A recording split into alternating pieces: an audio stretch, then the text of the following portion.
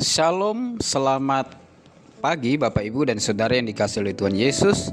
Renungan kita pagi hari ini diambil dari kitab Kisah Para Rasul pasal 9 ayat 1 sampai 25 dengan tema alat pilihan bagi Tuhan. Tetapi firman Tuhan kepadanya, "Pergilah, sebab orang ini adalah alat pilihan bagiku untuk memberitakan namaku kepada bangsa-bangsa lain, serta raja-raja dan orang-orang Israel." Kisah Para Rasul pasal 9 ayat 15. Ayat ini mendeskripsikan bagaimana Paulus dipilih Tuhan dan dipakai oleh Tuhan untuk memberitakan nama Yesus kepada bangsa-bangsa, raja-raja, dan orang Israel. Melalui renungan ini kita akan belajar 3 hal tentang panggilan dan pilihan Rasul Paulus dalam melayani Tuhan. Pertama, pertobatan Paulus. Hati Paulus sangat benci dengan pengikut Yesus. Ia berusaha sekuat tenaga dengan kebenciannya mengancam dan membunuh murid-murid Tuhan Yesus. Setelah mendapatkan surat dan kuasa penuh dari imam besar di Yerusalem, Paulus pergi ke Damsyik. Ia berusaha mencari laki-laki dan perempuan yang mengikut Yesus untuk ditangkap, disiksa, dan bahkan dibunuh. Dalam perjalanan ke Damsyik, setelah dekat kota, tiba-tiba ada cahaya memancar dari langit mengelilingi dia.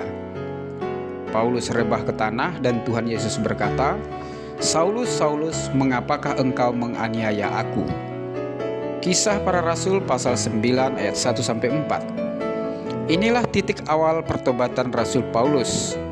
Ia mengalami perjumpaan dengan Tuhan Yesus secara pribadi yang membuat kegoncangan fisik dan mentalnya. Perjumpaan ini telah mengubah tujuan hidup dan panggilannya. Dari seorang pembenci nama Yesus, penganiaya jemaat, menjadi seorang yang mengasihi Tuhan Yesus dengan berkata, "Bagiku hidup adalah Kristus dan mati adalah keuntungan." Filipi 1 ayat 21. Saudara, apakah perjumpaan kita dengan Tuhan Yesus sudah mengubah tujuan hidup kita? Yang kedua, penuh Roh Kudus dan dibaptis. Ananias, seorang murid Tuhan Yesus yang tinggal di Damsyik, mendapat penglihatan dan firman Tuhan agar pergi ke rumah Yudas untuk menumpangkan tangannya dan berdoa bagi Paulus.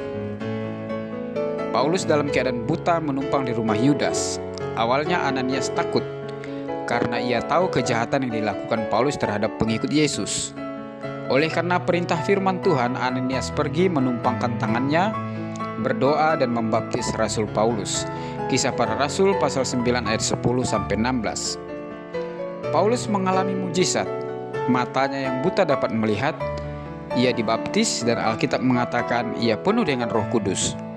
Perjumpaan dengan Yesus telah mengubah pola pikir, jiwa, dan rohnya. Roh Kudus memperbaharui, mengubahkan, memulihkan, dan mempersekutukan dengan Tuhan yang benar, serta mempersekutukannya dengan jemaat Tuhan sebagai tubuh Kristus. Bandingkan Kisah Para Rasul pasal 9 ayat 17-18.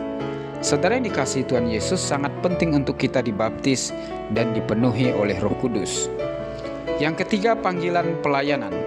Dari seorang pembenci, penganiaya, dan pembunuh pengikut Yesus, perjumpaan dengan Yesus telah mengubah hidup Rasul Paulus. Ia sangat mencintai Tuhan.